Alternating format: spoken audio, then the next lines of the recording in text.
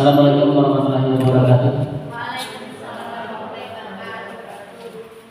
Ya, puji syukur kita panjatkan kehadiran Allah Subhanahu wa taala yang mana menjelang siang menjelang sore ini kita dapat berkumpul dalam pelaksanaan pengimbasan tentang budaya positif di Kompol SMP Negeri 3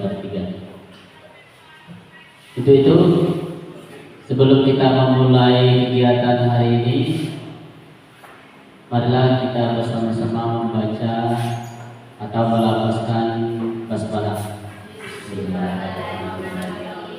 Baik, sebelum saya mengimbaskan materi, maka ada sambutan dari kepala sekolah kepada Bu Kasdawati kami persilakan.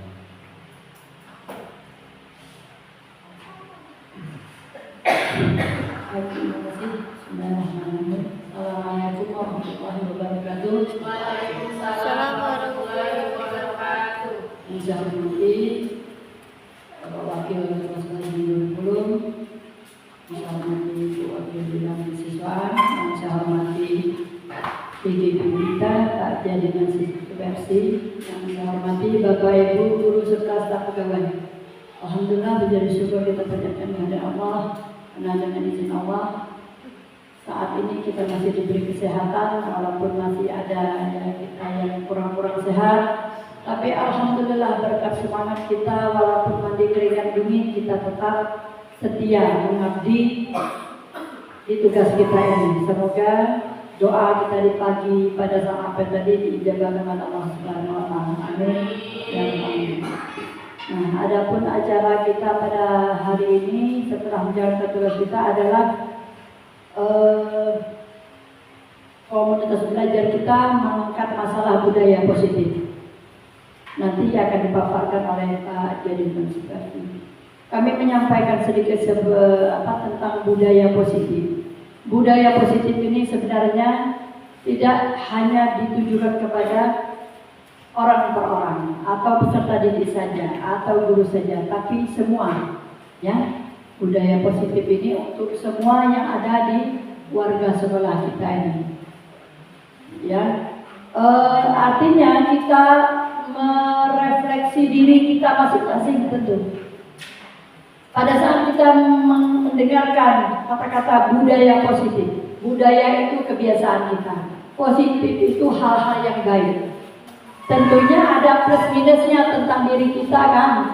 Apakah di karakter kita, apakah di akademis kita, apakah di sosial ekonomi kita, tentu banyak plus minusnya. Tapi jangan hal-hal tersebut menjadi penghambat. Ya, yang minus-minus itu jadikan motivasi untuk berubah. Kondisi yang dari minus tadi menjadi plus.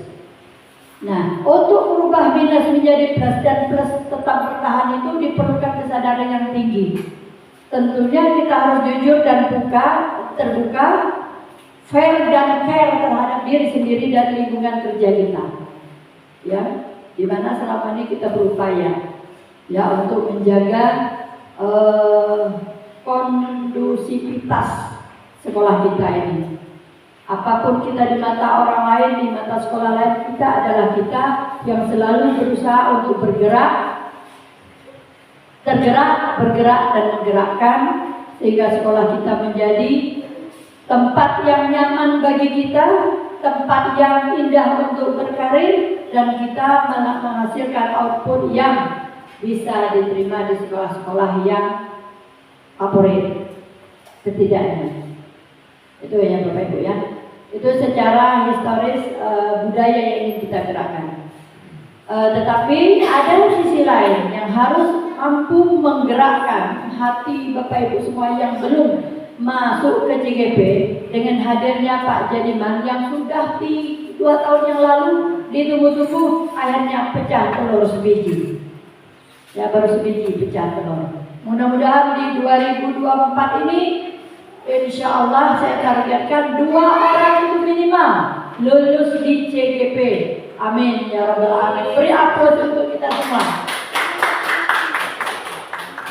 Yang sudah lama menjabat sebagai ASN, mohon harus tidak hanya bersabar, tetapi harus mampu bersaing dengan, kita tahu anak-anak muda kita ini, guru-guru muda kita ini luar biasa, ya setidaknya mampu. Untuk yang pecah telur itu sudah ASN murni, belum P3K.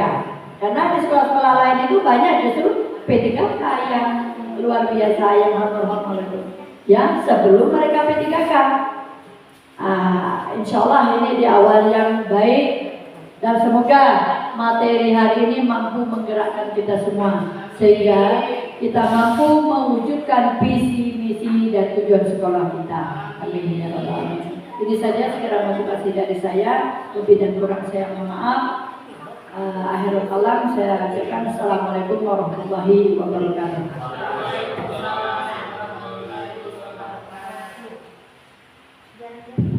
Ya, terima kasih kepada Bu Kasdawati yang telah menyampaikan pesan moral. Semoga apa yang disampaikan oleh Bu Kas kita laksanakan dan menjadi motivasi ke depannya supaya ada yang tergerak, bergerak dan menggerakkan. Nah, sekarang mudah-mudahan karena saya yang pertama CGP-nya, jadi saya memulai dari awal. Ibarat kata dari awal, karena saya dari pencetus yang pertama memecahkan telur di sekolah kita ini, maka kalau seandainya saya melakukan pembelajaran atau perilaku saya belum bagus, Bapak Ibu boleh menegur saya, karena itulah pembelajaran yang akan saya laksanakan. Justru dari kesalahan-kesalahan itulah saya akan merubah sehingga bisa saya terapkan pembelajaran di CGP angkatan 10 ini. Baik Bapak Ibu, kita masuk ke materi ya. Di sini kami dituntut dari CGP, semua CGP se-Indonesia, itu CGP angkatan 10, pengimbasan, yaitu pengimbasan dengan durasi harus video, harus nyata, tidak boleh hanya foto-foto saja, tapi harus dalam bentuk video. Nah, jadi sebenarnya di CGP ini Bapak Ibu, ya, mudah-mudahan untuk kedepannya ada pembukaan lagi, ya. Saya harapkan Bapak Ibu bisa mendaftar di CGP berikutnya, karena di dalam pembelajaran CGP ini asik Bapak Ibu ya. Memang terlihat kata-katanya CGP itu wah luar biasa, pasti banyak tugas, memang banyak tugas.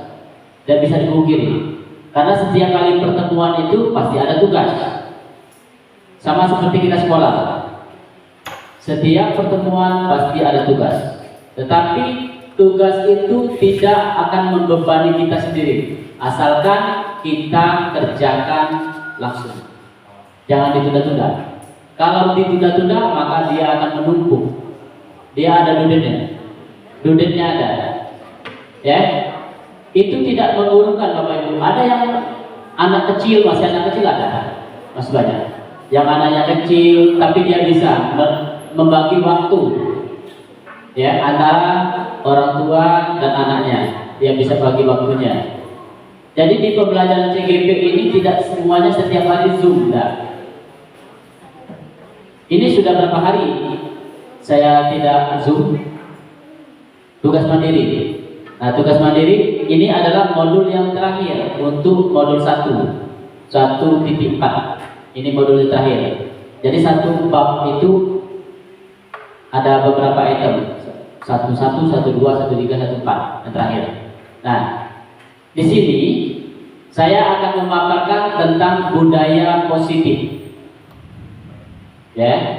Nah, budaya positif ini mungkin jarang kita kenal, ya, atau kita sebut tentang budaya positif.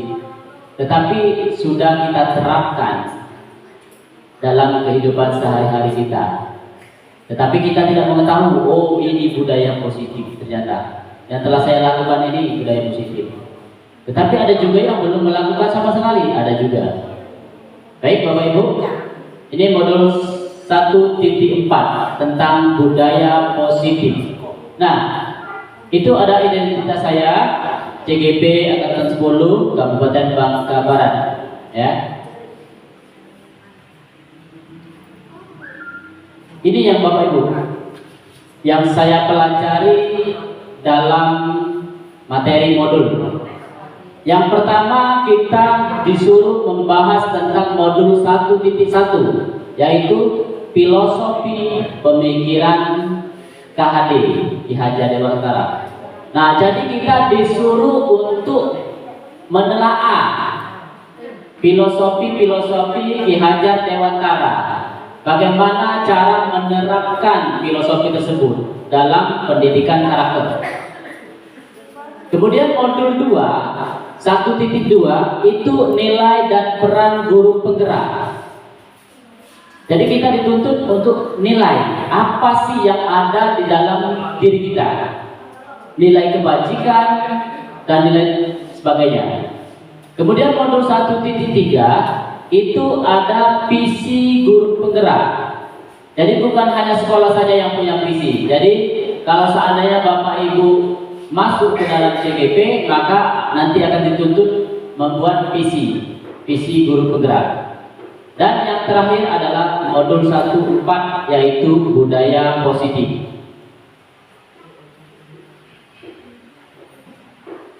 Tujuan akhir dari modul 1 sampai 4 ini sampai puncaknya itu budaya positif. Ya. Jadi semalam saya begadang bikin ini. Bagaimana caranya supaya menarik, ya? Karena dengan CGP ini akhirnya alhamdulillah tanpa saya lincah sekarang, ya, sudah mulai lincah. Nah, di sini dituntut filosofi Ki Hajar Dewantara. Yang pertama itu pendidikan adalah menuntun segala kodrat yang ada pada anak, kodrat zaman dan kodrat alam, agar mereka dapat mencapai keselamatan dan kebahagiaan setinggi-tingginya. Jadi kita dituntut sebagai guru untuk menuntun, bukan menuntut, ya. Jadi menuntun. Kemudian yang kedua, pendidikan menghamba pada murid. Mungkin kata-katanya ya, luar biasa kata-katanya, menghamba pada murid. Apa bisa kira-kira? Ya, guru menghamba pada murid. Pertanyaannya seperti itu ya, yang sering timbul. Tetapi ternyata setelah dipahami tidak seperti itu, Bapak Ibu. Ya, kita mengibaratkan itu pendidikan haruslah berpihak pada murid. Jadi kita menghamba, semuanya itu kita serahkan kepada murid. Kemudian sesuai dengan minat, bakat dan kemampuan anak. Jadi kita tidak bisa memaksakan bahwa anak ini, suka itu dan sebagainya. Ya. Kemudian yang ketiga, guru ibarat petani. Nah, petani itu ibaratnya sekolah. Sekolah ibaratkan lahan tanah. Kemudian murid adalah benih. Jadi ladangnya tadi adalah sekolah, lahannya. Murid tadi adalah benihnya. Kita tanam. Iya, kira-kira seperti itu lah, Bapak. Tapi tanam karakternya, ya. Nah, jadi ibaratnya kita ini menyediakan lahan, kemudian tempat, bibitnya juga sudah ada. Tinggal kita bagaimana cara proses benih tersebut kita tanam, kemudian kita pupuk, kita urus dan sebagainya sehingga menghasilkan buah atau sayur dan mayur segala macam, ya, seperti yang kita harapkan. Itulah namanya guru, yaitu sebagai petani. Ini yang harus kita pahami, bukan hanya guru penggerak saja, tapi guru yang belum penggerak juga seperti ini, ya. Dari Ki Hajar Dewantara, maka guru harus mempunyai dan menjalankan perannya agar dapat menuntun nilai atau tumbuh kembangnya murid melalui pengajaran yang berpusat pada peserta didik atau murid. Nilainya itu guru yang pertama yaitu adalah harus mandiri. Berarti kita harus belajar mandiri, ya. Contohnya bagaimana cara mandiri? Berarti kita belajar melalui PMM, Google, YouTube dan sebagainya, atau webinar. Kemudian reflektif. Ini yang susah, ya. Kami selalu berdiskusi, reflektif ini yang paling susah. Kenapa paling susah? Kami menilai setiap diri kita, ya. Kelebihan kita apa? Kekurangan kita apa? Tetapi kita tidak introspeksi diri. Itu masalahnya. Jadi pada saat kita diskusi kelompok, presentasi dan sebagainya, ternyata di reflektif inilah yang paling susah. Ya, kita hanya bisa menilai orang lain, tetapi diri kita sendiri tidak bisa. Ya, berarti kita walaupun kita berkaca masihlah, ya, belum bisa. Iya, belum ada kesadaran. Kemudian yang ketiga, kolaboratif. Nah, kita sebentar lagi tahun ajaran baru. Nanti kita kotak kumpulnya kolaboratif, ya. Berarti kita harus di kumpul itu nanti kelompok kecil, buat kelompok kecil, ya. Seandainya pelajaran matematika ada berapa orang, bahasa ada berapa orang, IPA ada berapa orang. Nah, buatlah kelompok kecil-kecil itu. Kemudian nanti kita akan bahas tentang CPATB ya. Itu namanya kolaboratif. Kemudian kita harus berkolaborasi kalau seandainya ada kekurangan atau kelebihan yang kita, atau kita dapat ilmu dari lain, kita boleh berkolaborasi. Atau seperti kita supervisi, ya masih jawab bisa berkolaborasi, ya. Kemudian yang keempat, berpihak pada murid. Jadi guru harus berpihak pada murid, ya. Itu dituntut memang sekarang, zaman sekarang, ya. Zaman sekarang itu harus berpihak pada murid. Yang penting murid itu menerima kita, ya. Kemudian yang kelima adalah inovatif. Di era sekarang kita dituntut inovatif. Inovatif itu berarti kita harus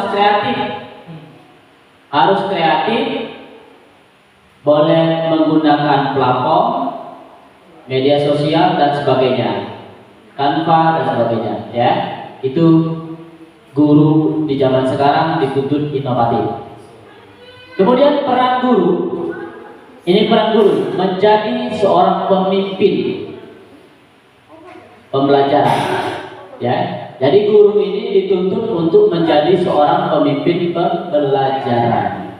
Jadi kita mengarahkan, mengolah dan sebagainya. Kemudian yang kedua, menjadi kok bagi guru lain. Ya, maksudnya ya.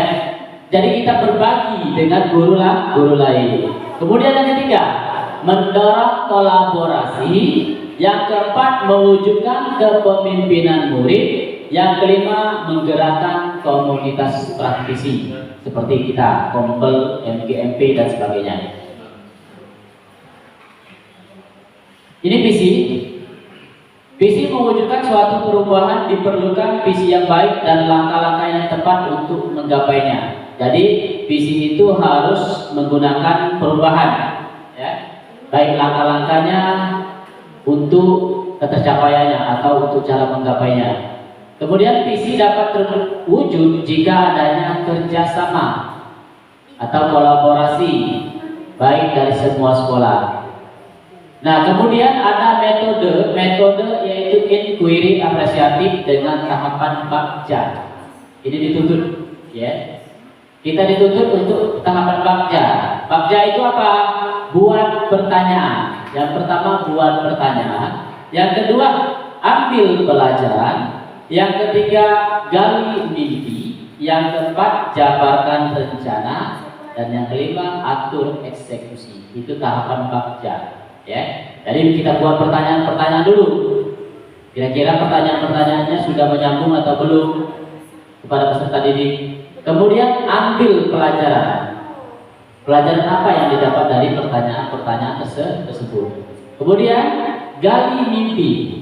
Apa yang akan kita munculkan, mimpi apa? Mimpi besarkah apa mimpi kecil yang akan kita capai? Kemudian setelah mimpi itu kita sudah terapkan atau sudah ketahui, maka kita jabarkan rencana, buat rencana. Yang terakhir baru atur eksekusi. Baru kita eksekusi. Bagaimana penerapan Bagja ini bisa terselesaikan atau tercapai. Kita masuk ke budaya positif. Berdasarkan penerapan tahapan Bagja, akan muncul pembiasaan-pembiasaan positif di sekolah yang kita kenal dengan namanya budaya positif.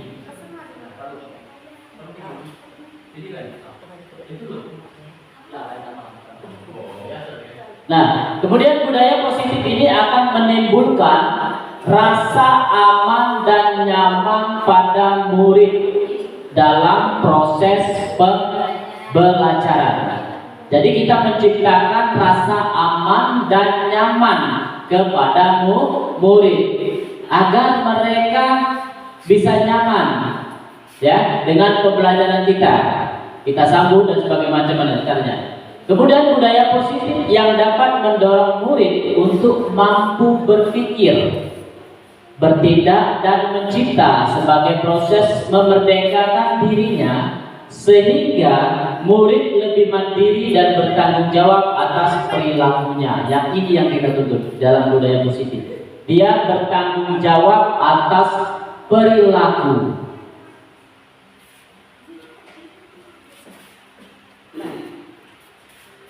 Nah, ini yang dituntut di sekolah penggerak dan guru penggerak.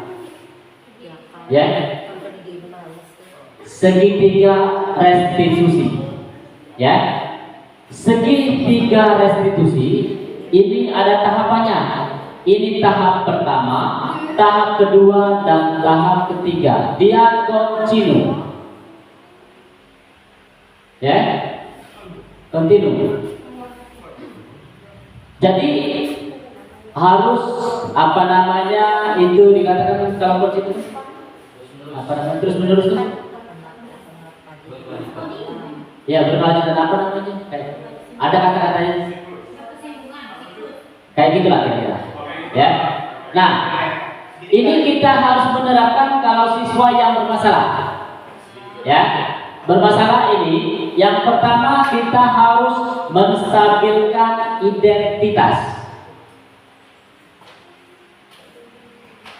Setiap orang pasti pernah melakukan kesalahan, itu menstabilkan identitas. Kamu bukan satu-satunya yang pernah melakukan ini. Oh, ternyata menstabilkan identitas ini seperti ini. Saya juga baru tahu. Ya. Ternyata kalau seandainya ada siswa yang bermasalah, saya sudah bikin videonya sebenarnya. Saya menstabilkan karena ini dituntut kemarin. Makanya saya buat video tentang restitusi, yaitu menstabilkan identitas, kemudian validasi, kemudian menanyakan keyakinan. Nah, itu sudah saya buat videonya. Ada 3 orang karena saya pilih bukan yang bermasalah sebenarnya ya, yang bisa ngomong dulu ya. Itu ada Amel, kalau ada Rifan, kemudian Susan, sama satu lagi Aidil. Saya ambil kan yang marah kan, tapi yang karena untuk contoh saja, sebagai contoh ya, menstabilkan identitas. Kemudian yang kedua, validasi tindakan yang salah. Kita validasi tindakan yang salah. Contohnya, adakah cara yang lebih efektif untuk mendapatkan apa yang kamu butuhkan? Kamu tentu punya alasan mengapa melakukan hal tersebut. Itu. Kemudian yang ketiga, menanyakan keyakinan. Keyakinan ini keyakinan kelas yang kita sepakati. Kemudian kamu ingin menjadi orang seperti apa kira-kira setelah dia melanggar kenyataan, ya? Ini contoh menstabilkan identitas. Bagian dasar segitiga bertujuan untuk mengubah identitas. Itu ada dengan cara menyatakan kalimat-kalimat berbuat salah itu tidak apa-apa. Ya, tidak ada manusia yang sempurna. Saya juga pernah melakukan kesalahan seperti itu. Kita bisa menyelesaikan ini. Ini contohnya ya. Nanti kemudian yang kedua, validasi tindakan yang salah. Itu menurut teori kontrol, semua tindakan manusia baik atau buruknya pasti memiliki maksud dan tujuan. Kemudian yang ketiga, yaitu menanyakan keyakinan kelas, ya. Apa yang kita percaya sebagai kelas atau keluarga? Apa nilai umum yang kita telah sepakati, keyakinan kelasnya? Apa bayangan kita tentang kelas yang ideal? Kamu mau jadi seperti apa? Itu menanyakan keyakinan. Kemudian 5 posisi kontrol. 5 posisi kontrol guru.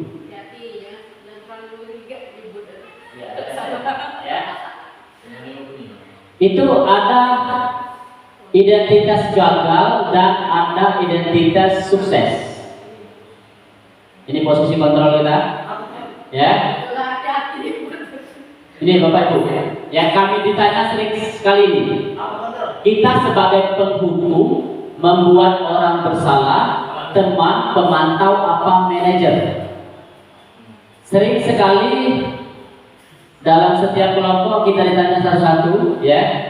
Seandainya kita menganalisis suatu masalah, ada siswa, ya, ada siswa yang terlambat datang, dia memakai sepatu seharusnya warna hitam, dia warna coklat. Kita kita suruh berdiri, kita lepas sepatu, ya, kemudian berdiri seharian, ternyata itu salah, sangat salah.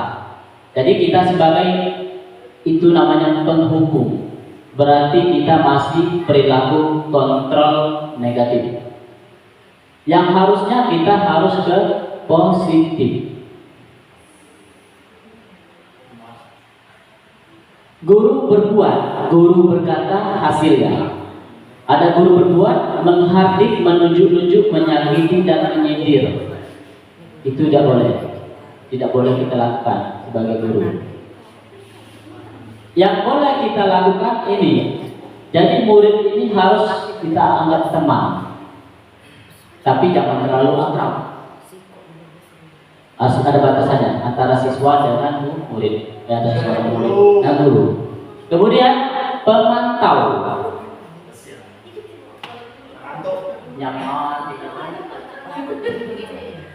pemantau, menghitung dan mengukur. Kemudian kontrol sebagai manajer. Ini yang kita harapkan. Jadi seorang guru harus menjadi manajer. Manajer itu mengajukan pertanyaan-pertanyaan yang saya bilang tadi. Pertanyaan-pertanyaan ya, yaitu restitusi tadi. Kemudian mengeluarkan watak atau karakter, itu yang diharapkan. Identitas gagal,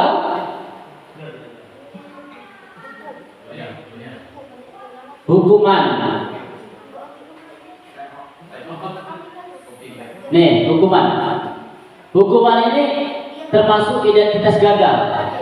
Sedangkan identitas sukses itu ada 2, konsekuensi dan restitusi. Jadi hukuman itu tidak boleh kita lakukan lagi. Ya. Murid atau anak belajar menyembunyikan kesalahan, hukuman. Ya. Mencoba mengontrol anak dengan perbuatan negatif, membayar impas kesalahan, tidak boleh. Dampak pada murid, marah, merasa bersalah, rendah diri, mengasingkan diri, tidak boleh. Kemudian tiba-tiba tidak diharapkan atau sangat melukai, tidak boleh. Itu yang dibuat guru, menyakitkan guru. Guru menjalani konsekuensi dengan menyalahkan, mengkritik, menyindir, merendahkan, itu tidak boleh lagi dipakai, tapi masih kita pakai, ya. Walaupun CGP itu tetap, karena perilaku anak kita ini luar biasa, tapi harus kita ulangi, ya. Disiplin konsekuensi, anak belajar taat peraturan, ya. Konsekuensinya berarti belajar, ya. Kemudian mencoba mengontrol anak dengan penguatan positif. Kita berikan penguatan yang bersifat positif kepada anak. Nah, cara yang terbaik adalah restitusi. Tapi restitusi ini, ya, Bapak Ibu harus kuat, harus berlanjut. Murid anak belajar memecahkan masalah dan sebagainya.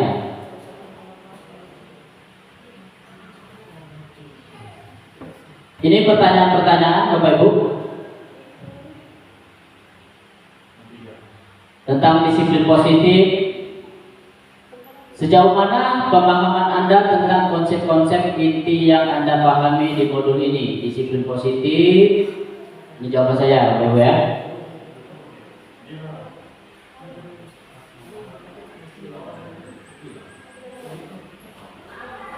Nanti ada lagi Bapak Ibu yang materinya banyak sebenarnya.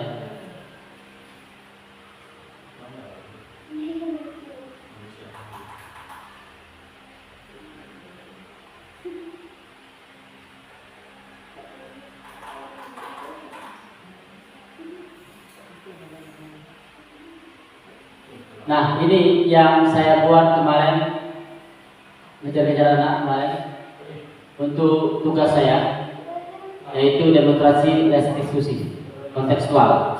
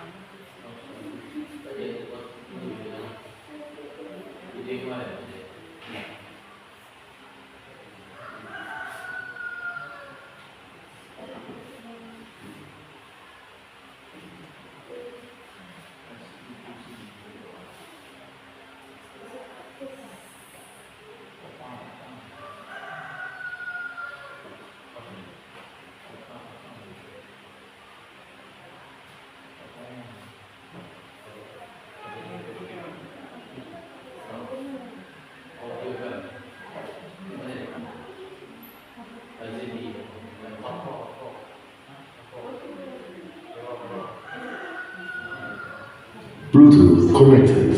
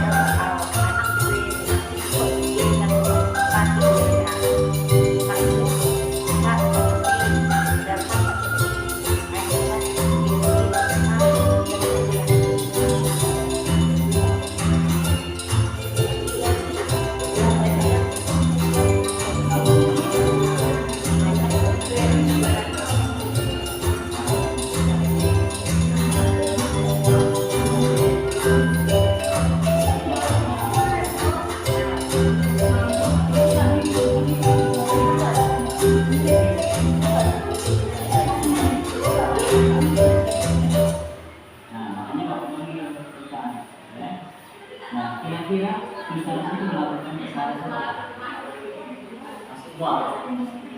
Pas saya lihat dari kemarin, pas saya putar, pas ID itu ada suara yang aneh-aneh pula. Aduh, apa yang akan saya lakukan sehingga kita menjadikan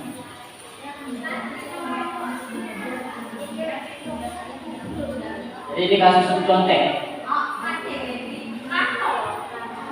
Bukan masa kita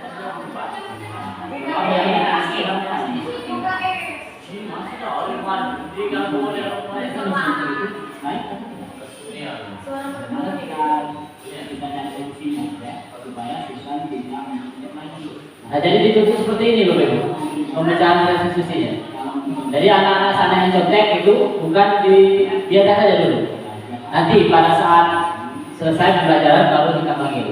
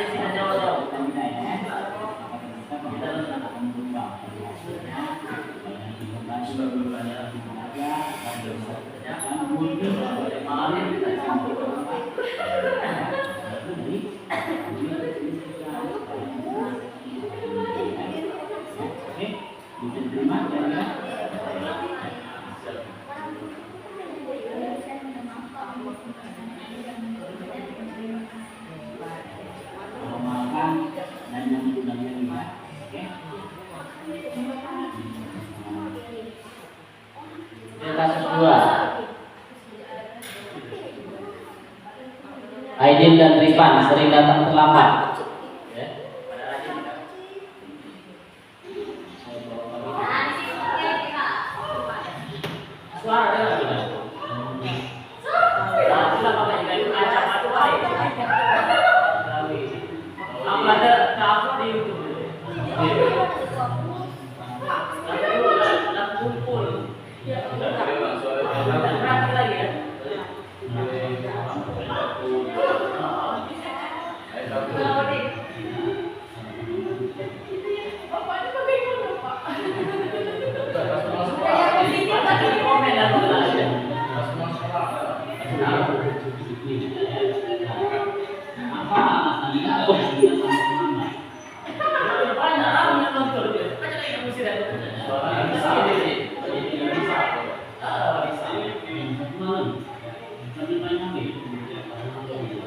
Jadi kira-kira itu apa yang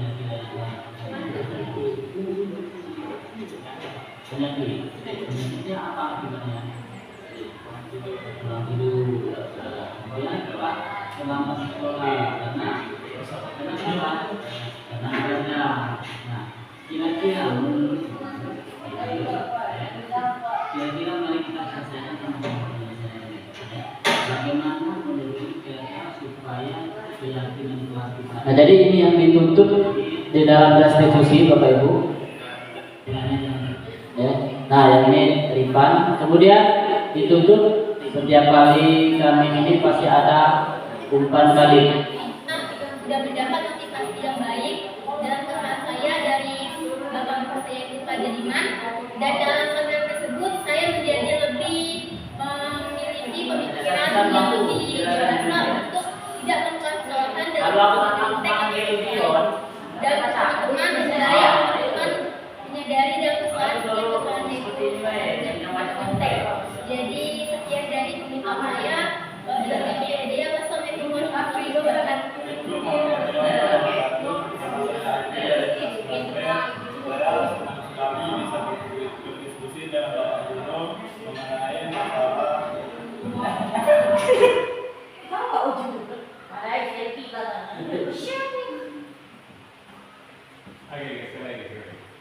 Lanjut.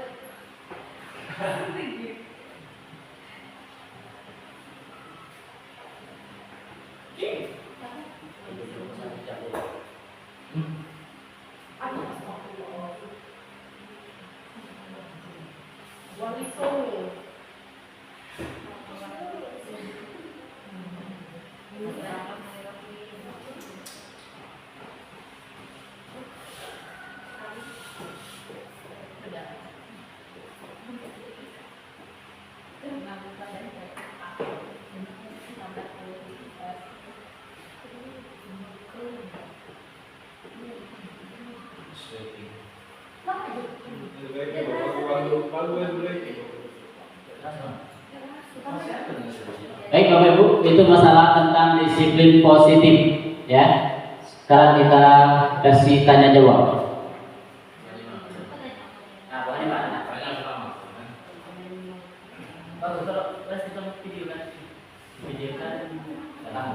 Assalamualaikum warahmatullahi wabarakatuh. Saya ingin bertanya kepada Bapak Jadi Najibarasi sebagai guru penggerak angkatan 10. Tadi saya menyimak dari pembuatan modul yang telah Bapak terangkan. Tadi saya sangat menyadari ada peran guru itu kan seharusnya sebagai manajer. Nah, di bagian hukuman itu kan identitas gagal dari berbagai banyak sikap yang seharusnya kata kita positif, tapi ternyata itu identitas gagal dan harus dirubah menjadi identitas sukses, baik itu konsekuensi atau restitusi tadi.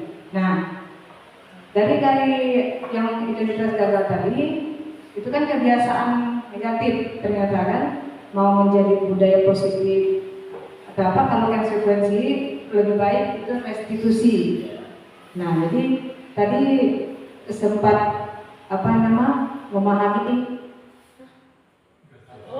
sedikit yang restitusi kata Bapak harus diambil dari konsekuensi. Nah, menerapkannya itu apakah yang Bapak dapat dari CGP itu harus kami ambil secara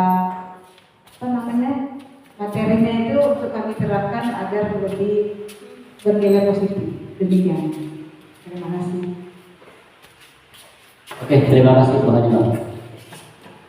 Jadi penerapan restitusi itu wajib kita terapkan, ya, walaupun setahap demi setahap, ya. Jadi yang konsekuensi yang negatif tadi, ya, itu kita berlahan-lahan kita kurangi atau hapus supaya bentuk hukuman itu hilang lama-lama, ya.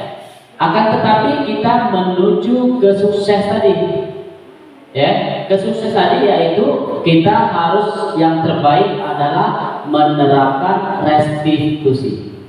Restitusi itulah yang harus kita terapkan. Kita sekarang sebagai guru tidak boleh lagi marah-marah depan murid, kemudian menghukum murid. Sebenarnya tidak boleh lagi. Kami kemarin tuh pernah, Bu, macam mana kami ini hukum? Inilah jalan yang terbaik bagi kita. Ternyata salah. Semua CGP itu salah. Ternyata hukuman dan restitusi itu sangat berbeda. Beda. Jadi kalau seandainya kita memberikan hukuman, berarti itu negatif konotasinya, ya, negatif, tidak boleh kita lakukan lagi. Jadi kita harus mengarah ke yang positif agar menuju sukses tadi. Jadi restitusi itulah yang terbaik kalau versi zaman sekarang, ya. Jadi restitusi itulah. Jadi Bu Hanifah harus namanya memvalidasi tindakan, ya. Kemudian identitasnya dulu jangan lupa. Bu Hanifah harus ini Bu Hanifah, ya.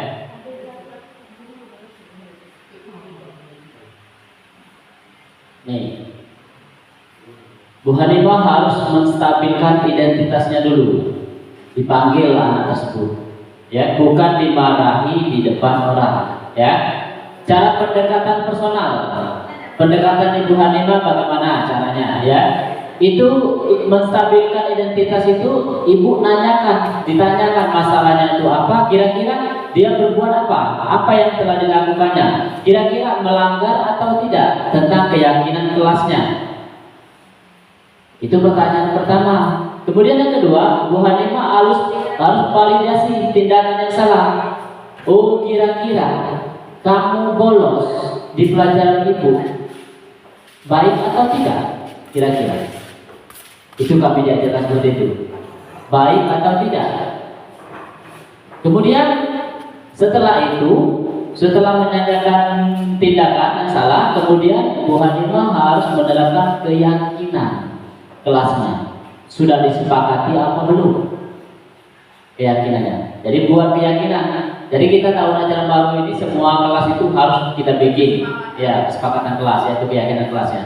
Kita tanyakan, kira-kira kamu bolos tadi melanggar keyakinan apa?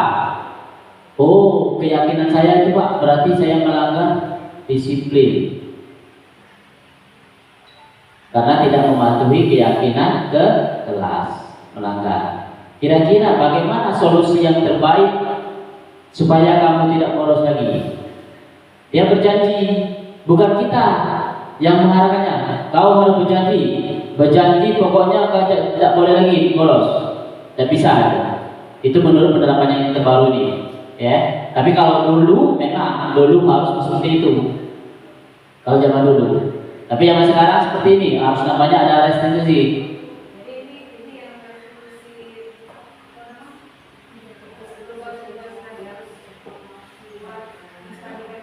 Iya. Iya. Jadi Bu Hanifah harus menstabilkan identitas dulu, ditanya dulu satu-satu siapa yang bermasalah. Kemudian yang kedua validasi dulu tindakan yang salah itu, kemudian baru keyakinan. Nah, dia nanti keyakinan itu dia akan bertanggung jawab. Kira-kira berjanji. Kayak susah tadi, Pak saya berjanji tidak akan mengulangi, tidak mencontek lagi, karena mencontek itu tidak baik. Nah, kira-kira apa konsekuensinya? Apa yang harus dia lakukan supaya dia tidak mencontek lagi? Seperti itu. Bisa dimengerti? Ya. Jadi kalau seandainya pelajaran Bu Hanifah itu banyak yang banyak bolos.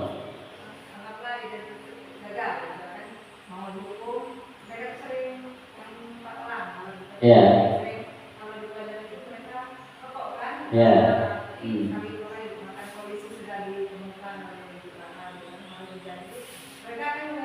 Ya.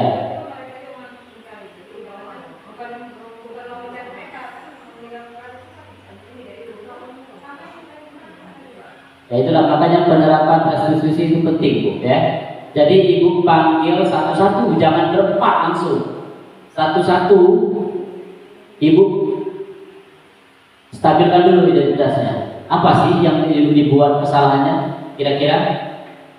Kemudian validasi dulu kesalahannya itu apa? Benar atau tidak dia merokok? Harus jujur ya.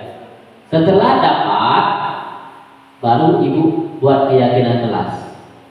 Tanyakan keyakinan kelasnya yang telah disepakati sebelumnya. Jadi Bu Hanifah itu buat keyakinan kelas. Nanti di ajaran baru itu buat keyakinan kelas.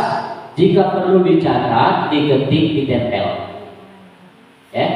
Nah, setelah itu, setelah dapat keyakinan kelas, ingat keyakinan kelas itu harus murid yang menentukan, bukan kita, karena kita salah. Masih banyak kita kan? Ibu tidak? Ada? Ada kan? Ya. Karena kita masih ada yang ingin kita masukkan. Ya, kita tambahin. Tapi sebenarnya itu harus murni dari kolaborasi antara peserta didik semua. Itu yang murni. Itu yang diajarkan. Jadi kita harus namanya menstabilkan identitas. Kita tanya dulu apa yang telah dilakukannya. Kemudian yang kedua baru validasi, divalidkan dulu perilakunya. Kemudian baru keyakinan kelas, kira-kira melanggar atau tidak keyakinan kelasnya. Kira-kira keyakinan kelas apa yang dilanggarnya? Tuh, ya. Bisa dipahami Bapak Ibu? Kira-kira ada pertanyaan lagi?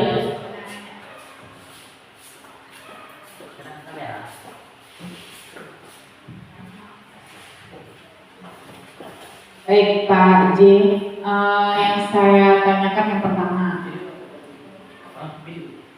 Yang pertama adalah kalau masalah siswa bersama guru mapel, berarti penyelesaiannya bersama guru mapel kan? Nah, sekarang yang ingin saya tanyakan tadi terkait beberapa video tadi itu, ada yang masalah siswa terlambat. Nah, dikatakan terlambat ini kan pasti pagi hari sebelum bel berbunyi. Nah, yang melakukan restitusinya ini kira-kira apa kalau orang siswa yang terlambat? Itu yang melakukannya adalah dengan wali kelas atau dengan guru piket atau dengan guru yang ada di dalam ruangan tersebut. Karena kan kita kebanyakan yang jadi guru piket itu pasti masuk di jam pertama bersama wali kelas. Nah, itu yang pertama apa ya pertanyaannya. Kalau yang bersama dengan guru mapel ya pasti guru mapel yang menyelesaikan kan. Nah, itu yang pertama. Yang kedua, melakukan restitusinya itu saat di waktu itulah atau nanti misalnya kita cari jam yang kosong atau jam yang longgar atau pada saat siswa terlambat langsung di situ melakukan ininya. Nah, yang ketiga, apa tadi yang ketiga?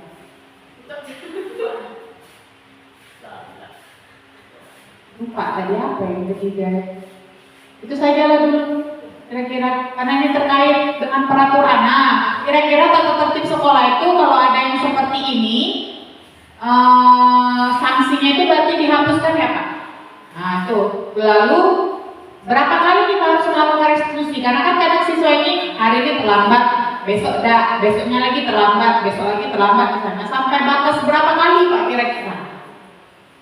Kan pasti ada batasannya lah ya, nggak mungkin terus dilakukan ini kayak gitu kan restitusi, karena kan ada kesepakatan nanti kan. Nah, itu saja Pak, terima kasih. Baik, terima kasih Bu Tina. Pertanyaan pertama tadi, bagaimana seandainya siswa itu terlambat ya? Terlambat, siapa yang menanganinya ya? Jadi untuk yang menanganinya itu kebanyakan wali kelas. Nah, itu wali kelas kalau mendengar laporan dari guru mapelnya. Kalau seandainya guru mapelnya tidak sempat, maka wali kelas yang menghandle. Tetapi kalau seandainya dilakukan berulang-ulang ya dengan guru mapel tersebut, guru mapel itu wajib memanggil anak tersebut untuk penerapan restitusinya ya. Tetapi dengan catatan laporkan terlebih dahulu kepada wali kelas. Ya nanti wali kelas manggil ke anak tersebut. Kira-kira ada berapa orang anak yang bermasalah di pelajarannya? Bisa dimengerti? Itu yang saya dapat. Kemudian yang kedua, pertanyaannya bahwa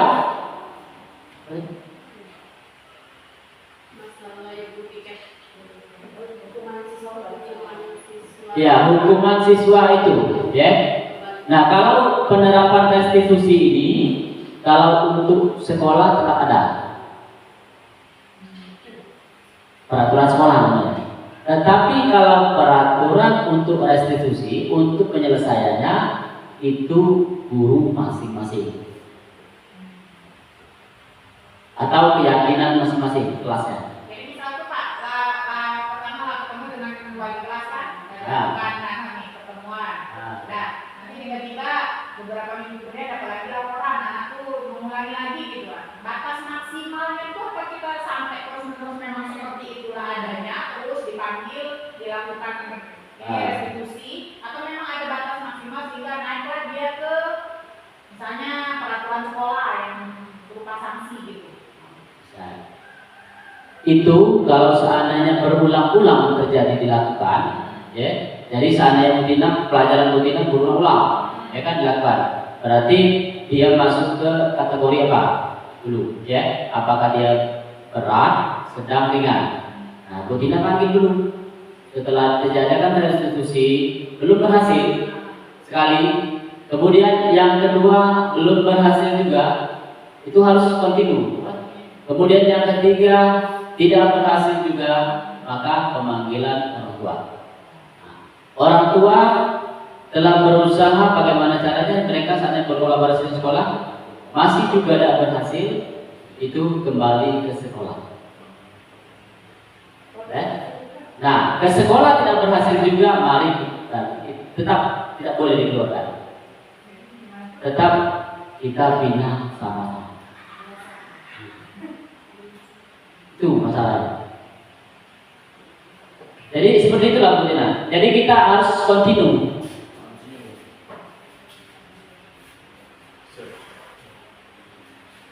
Jadi semua yang kita lakukan itu harus sampai anak itu berhasil menuju sukses. Sukses itu dalam arti kata berarti dia tidak mengulangi kesalahan-kesalahan lagi. Gitu. Tetapi setiap kita punya kesuksesan satu anak yang kita bermasalah, nanti pasti akan muncul masalah yang baru. Benar tidak kira-kira? Ya, pasti akan muncul masalah peserta didik yang lain. Bukan yang itu tadi sudah sukses. Tapi pengaruh-pengaruh yang lain ini banyak. Jadi itulah kita dituntut seperti inilah. Dari restitusi inilah yang paling tepat untuk menyelesaikan masalah. Itu menurut modul-modul yang kami pelajari. Ya. Ada lagi Bapak Ibu pertanyaan? Belum?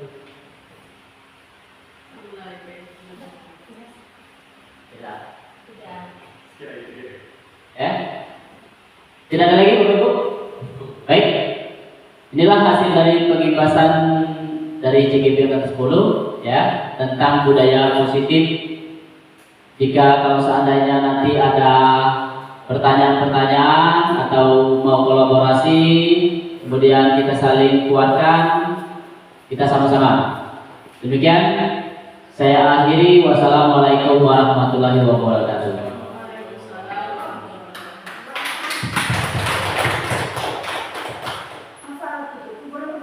Oh, itu tanya.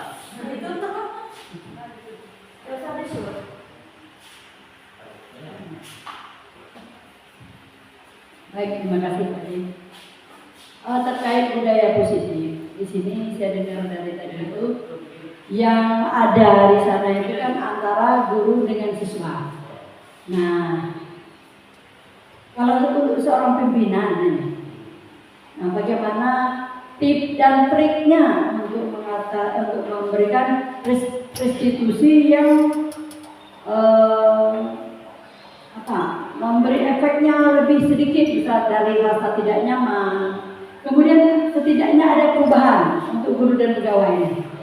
Bagaimana cara memberikan restitusi yang lebih sehat? Ini selama ini dianggap kurang sehat ya, sehingga tidak ada perubahan signifikan bagi pribadi-pribadi yang melakukan kesalahan.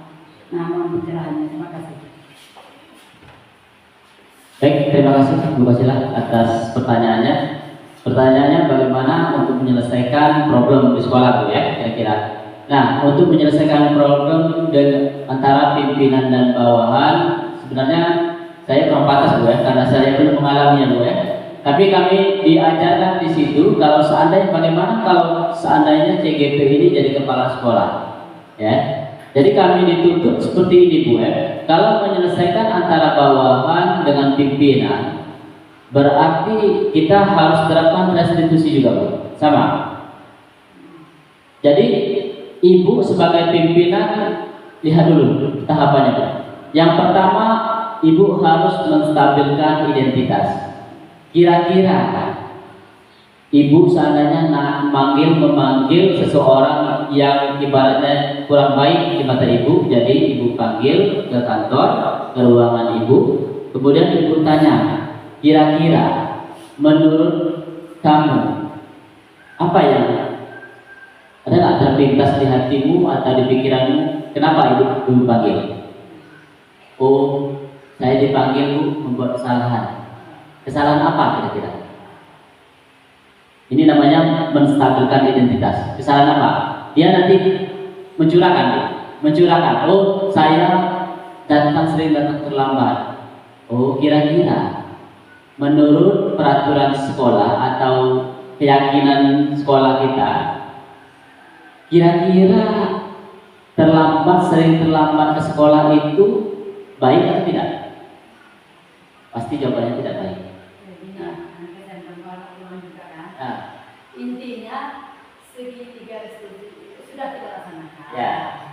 Tapi tidak gitu efek. Mungkin seperti Pak D punya tip dan trik yang lebih dari ini, misalnya dengan cara bagaimana, misalnya kan disadarkan sudah, Nah, ditanyakan alasan sudah. Pada saat itu memang iya, tapi akhirnya tidak begitu ngefek. Nah, apakah ada solusi cara yang lain lah? Siapa tahu ada begitu. tapi kalau menurut saya Bu, kalau seandainya Ibu menanyakan ke saya, maka saya jawab berarti kalau seandainya dia berulang-ulang kali melakukan, maka kita tanggung jawabnya. Tanggung jawab dalam arti bagaimana dia bisa merubah segi negatif tadi menjadi positif, walaupun tidak sekaligus tapi bertahap. Itu yang kita harapkan. Nah, komitmennya yang harus kuat. Jadi komitmen antara kepala sekolah dan bawahannya itu harus kuat. Bagaimana caranya supaya bawahan ini nyaman melakukan perubahan dari segi positif dari positif negatif menjadi positif. Seperti itu. Itu menurut saya, karena saya belum mengalaminya. Baik, terima kasih Pak. Ya, terima kasih atas pertanyaannya. Demikian saya akhiri. Wassalamualaikum warahmatullahi wabarakatuh. Terima kasih ya, selamat meluangkan waktu.